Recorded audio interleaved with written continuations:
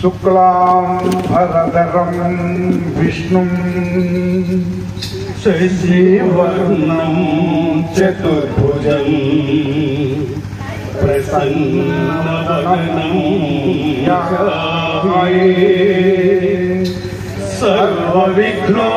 సర్వవిఘ్నోపశాంతయే అగజా ఆనన పద్మార్కం గజాననమహర్నిశం అనేకదంతం భక్తానాం ఏకదంతముపాస్మహే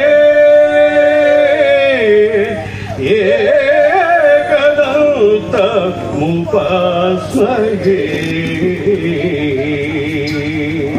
ఆంగికం భువనం యస్య వాచికం సర్వభయం ఆహార్యం చంద్రతారాది తం వందే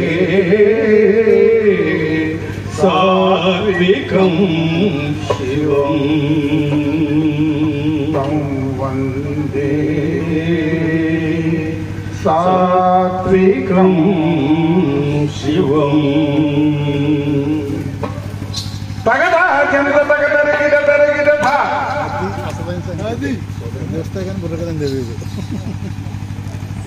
తగదా చంద్ర తరిగిద తరిగిద అన్న సోదర భారత వీరులారా సోదర భారత వీరులారా వీరమాతలవు తల్లులారా మార్పులు కోరే యువకులారా శ్రీకళ భారత మాతను దర్చి శ్రీనాథుడు పోతన్నను కొలిచి తోడు గుమ్మెట్టలు తగ్గిమ్మి అనగా తోడుగా వందరు వాడి పాడగా రాగతాళ గీతాది నృత్యముల తంబుల కడ వినుడు దేవనందనా తరిగిత జంతరిత ఓయ్ బాబోయ్ ఏమిట్రా ఈ జనమేమిటి ఓహో జనం వెయిటింగ్ వేదిక మీద మన ముగ్గురు ఫైటింగ్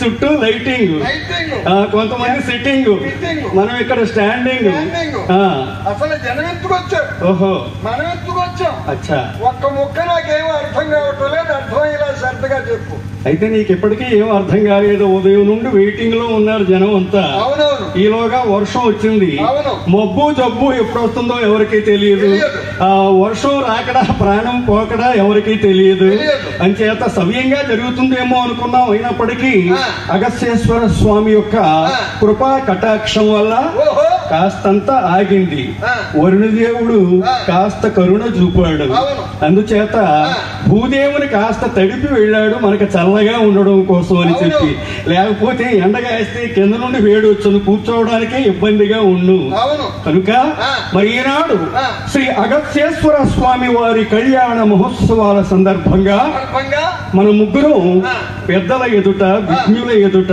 మేధావుల ఎదుట పండితుల ఎదుట పామరులమైన ఒక తెంగరోడా ఎవరు ఎక్కడ ఏది చెప్పినా వినాలి చిన్నాడు చెప్పినా వినాలి పెద్దోడు చెప్పినా వినాలి అందులో మంచిని స్వీకరించాలి రాజహంసల్లాగా చెడును విసర్జించాలి అని తెలుసున్నటువంటి విజ్ఞానులు వీరంతా కనుక మనం చిన్నవాళ్ళమైనప్పటికీ మనం చెప్పే కథను వినడానికి వచ్చారా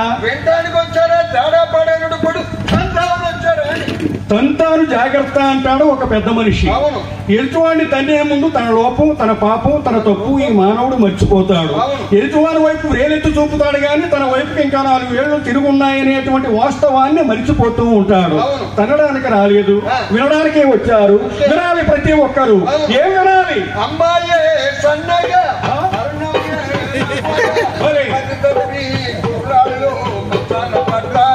వినండి అమ్మా, సరస్వతి సమానులైనటువంటి తల్లులు చెల్లెమ్మలు ఉన్నారు, తండ్రి సమానులైనటువంటి పెద్దలు ఉన్నారు, సోదర మహాశయులు ఉన్నారు. అమ్మాయి సన్నగా అరనవ్వే నవ్వగా మతి తప్పి కుర్రాడు మంచాన పడ్డారట. అమ్మాయి అరనవ్వు నవ్వుతేనే కుర్రాడు మతి తప్పి మంచాన పడుతున్నారు కదా. ఆ అమ్మాయి పూర్తిగా నవ్వుతేను పైకి పోయే కథలు గాని, పైకి పోయే పాటలు గాని, పైకి పంపించేటువంటి మాటలు గాని మాకొద్దు. సుఖంగా పిల్ల పాపలతో కిలకలు నవ్వుతూ కలకలాడుతూ హాయిగా ఆనందంగా సుఖంగా సంతోషంగా ఆరోగ్యంగా బ్రతికేటువంటి మాటలు పాటలు కావాలి అన్న తెలుసుకున్నటువంటి పండితులు జ్ఞానులు ఇక్కడ కూర్చొని ఉన్నారు. నువ్వు తప్పుడుగా మాట్లాడుకో, అమ్మాయిల గురించి అప్పుడప్పుడు అనుకోవచ్చు కానీ నవ్వుకోవడానికి ఇలాంటి చెడు పాటలు వినడానికి మాత్రం అసలు భగవంతుడు మనకి చెవులు ఎందుకు ఇచ్చాడండి? ఆడవారు అవుతే రింగులెట్టుకోవడానికి, మగవారు అవుతే చెవులో పూలెట్టుకోవడానికి. వ్యవసాయం చేసేటువంటి కష్టజీవులు తలపాగా చుట్టుకుని కాల్చే చుట్టను కూడా చెవులో పెట్టుకుంటారు, చుట్టకు కూడా స్టాండ్ గా ఉపయోగించుకుంటారు. కానీ ఆ పరమేశ్వరుడు ఈ మానవునికి అందమైనటువంటి కన్ను, ముక్కు, చెవులు, కాళ్ళు, చేతులు అన్ని ఇచ్చి అన్నిటికన్నా అతీతమైనటువంటి మేధాశక్తిని భగవంతుడు దయతో ఈ మానవునికి ప్రసాదించాడు. మానవుడు ఈ తెలివితేటలతో దేవుడిచ్చేటువంటి పరిజ్ఞానంతో ఎన్నో వస్తువులు సంపాదించాడు, కనిపెట్టాడు, ఈ ప్రపంచానికి పంచాడు. బైబిల్ అనేటువంటి శాస్త్రవేత్త టీవీ కనిపెట్టాడు. ఆ టీవీలు వచ్చిన తర్వాత మా కళాకారులంతా సందులోకి పోయారు, అంతే కదా. సినిమాలన్నీ కూడా వీధుల్లోకి వచ్చాయి, కళాకారులందరూ సందుల్లోకి వెళ్ళిపోయారు. గ్రాహం బెల్ అనేటువంటి ఆయన టెలిఫోన్ కనిపెట్టాడు దేవుడిచ్చినటువంటి తెలివితేటలతో. ఆ టెలిఫోన్ ఎంతవరకు వచ్చింది? చదువుకునేటువంటి అబ్బాయిలు గాని అమ్మాయిలు గాని కాలేజీలు ఎగ్గొట్టి ఆ లవర్స్ తో మాట్లాడుకుని ఆ పార్క్ వచ్చి నేను అక్కడికి వస్తాను అని చదువు నాశనం చేసుకుని భవిష్యత్తును బండలపాలు చేసుకునేటువంటి పరిస్థితికి కూడా వచ్చాయి ఈనాడు సెల్ ఫోన్లు. కళ్ళు లేనోడన్నా ఉన్నాడు కానీ ప్రపంచంలో సెల్ లేనోడు ఎవడు లేడు. ఆ సెల్ ఫోన్ ఒక్క క్షణం మన కంటికి కనిపించకపోయినట్లయితే కొంపంతా గుణం అయిపోయినట్టు, ప్రపంచం అంతా నాశనం అయిపోయినట్టు, సముద్రుడు ఉగ్రరూపం దాల్చి మీదకొచ్చి ఉప్పొంగి పడిపోయినట్టు, ఈ జీవితమే నాశనం అయిపోయినట్టు అంత తికమక పడిపోతూ ఉన్నారు. ఒక్క క్షణం సెల్ ఫోన్ మనకు కనిపించకపోతే ఏది ఏమైనప్పటికీ తరుగుట కొరకే అన్నారు బద్దెన్న గారు. ఏది ఏమైనా ఇలాంటి కళారూపాలు మన సాంప్రదాయమైనటువంటి కళలు, జీవ కళలు, సంస్కృతికి ప్రతిబింబించేటువంటి కళలు మనం చూడాలి, వినాలి అని కళా హృదయులు, కళల విలువలు తెలుస్తున్నటువంటి పెద్దలు మరి ఈ రోజుల్లో కూడా మన బుర్రకథ కార్యక్రమాన్ని పెట్టారు.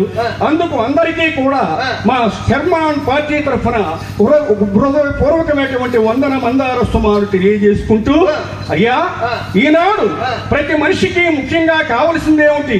ముఖ్యంగా కావలసింది వచ్చే ఎన్నికల్లో ఎవరు నెగ్గుతారో అది. వచ్చే ఎన్నికల్లో కాదు, జూలై 4వ తారీఖున జరిగే కౌంటింగ్ లో ఏ పార్టీ వస్తాదరా బాబు అని జ్యోతిష్యులు రకరకాలుగా చెప్తూ ఉన్నారు. చెప్పు. ఈ ఎలక్షన్ల గురించి మర్చిపోదాం కాసేపు. ఆధ్యాత్మిక ప్రాంతంలో ఉన్నాం, ఆధ్యాత్మికమైనటువంటి మనస్సు కలిగి ఉన్నటువంటి పెద్దలు ఉన్నారు. రాజకీయాల జోలి మనకు పోవద్దు. రాజకీయాల గురించి మాట్లాడుకుంటే అంతకన్నా దరిద్రం ఇంకేమీ ఉండదు. అలా తొగిలడ్డాయి ఈనాటి రాజకీయాలు. ఆ రాజకీయాలు మనకొద్దు. ఈనాడు ప్రతి మనిషికి ముఖ్యంగా కావాల్సింది ఆహారం, తిండి కావాలి. తిండి కలిగితే కండ కలవాడి, కండ కలవాడేను మనిషి అన్నారు ప్రజాకవి గురజాడ అప్పారావు పంతులు గారు. ఆయన అలాగే అన్నారని చెప్పి గేదెలా తినేసి గాదిలాగా అరవకూడదు. చిలకలా తినాలి, సింహంలా పనిచేయాలట. అంతేగాని ఏనుగులా తినేసి ఎలకలా కన్నాలు ఎత్తకూడదు. గంగిరెద్దుల్లా ముస్తాబై వీధుల్లో తిరగకూడదు. మైసూరెత్తులా పనిచేయాలి. ఆలాపన వీరత్వం కాదు, ఆచరణ ధీరత్వం కావాలి. ఆకారం వికారంగా ఉన్నా పని సూర్యకారంలా పనిచేయాలి. పని ముద్దు భాగ్యం ముద్దు అంటారు పెద్దలు. కష్టపడి పని చేయాలి. కష్టపడి పని చేసిన వాడు ఇష్టమైన భోజనం చేయడానికి అర్హుడట.